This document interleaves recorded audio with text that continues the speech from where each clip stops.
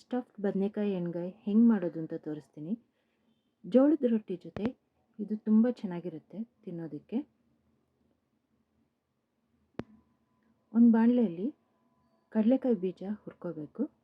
ಇದು ಮುಕ್ಕಾಲು ಹುರಿದಾದ್ಮೇಲೆ ಒಣಮೆಣಸಿನ್ಕಾಯಿ ಬೆಳ್ಳುಳ್ಳಿ ಹಾಕಿ ಹುರ್ಕೋಬೇಕು. ಇದು ಹುರಿದಾದ್ಮೇಲೆ ಅದ್ರ ಜೊತೆನೇ ಧನಿಯಾ ಹಾಕಿ ಸ್ವಲ್ಪ ಹುರಿದ ಮೇಲೆ ಜೀರಿಗೆ 1 ಸ್ಪೂನ್ ಹಾಕಿ ಚೆನ್ನಾಗಿ ಹುರ್ಕೋಬೇಕು.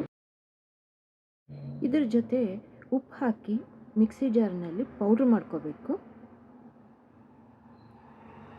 ಈ ಪೌಡ್ರನ್ನ ಬದನೆಕಾಯಿ ಈ ಥರ ಸ್ಲಿಟ್ ಮಾಡಿಕೊಂಡು ಅದರೊಳಗಡೆ ಸ್ಟಫ್ ಮಾಡಬೇಕು. ಫುಲ್ ಒಳಗಡೆವರೆಗೂ ಹೋಗೋ ಹಾಗೆ ಚೆನ್ನಾಗಿ ಸ್ಟಫ್ ಮಾಡಬೇಕು.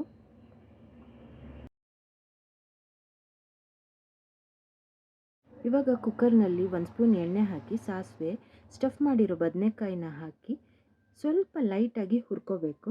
ಇವಾಗ ಹೆಚ್ಚಿರೋ ಈರುಳ್ಳಿ ಹಾಕ್ಕೋಬೇಕು. ಜಾಸ್ತಿ ಹಾಕಿದ್ರೆ ಟೇಸ್ಟ್ ತುಂಬ ಚೆನ್ನಾಗಿರುತ್ತೆ. ಹುಣಸೆಹಣ್ಣು ರಸ ಆಮೇಲೆ ಉಳಿದಿರೋ ಸ್ಟಫಿಂಗ್ ಪೌಡರು ಹಾಕಿ ಸ್ವಲ್ಪ ನೀರು ಹಾಕಿ ಚೆನ್ನಾಗಿ ಕುದಿಸ್ಬೇಕು. ಕುದಿಯುವಾಗ ಕುಕ್ಕರ್ ಲಿಡ್ ಮುಚ್ಚಿ 3 ವಿಸಿಲ್ ಕೂಗಿಸಿದ್ರೆ ಸ್ಟಫ್ಡ್ ಬದನೆಕಾಯಿ ಎಣ್ಗಾಯಿ ರೆಡಿ. ಜೋಳದ ರೊಟ್ಟಿ ಜೊತೆ ತುಂಬ ಚೆನ್ನಾಗಿರುತ್ತೆ.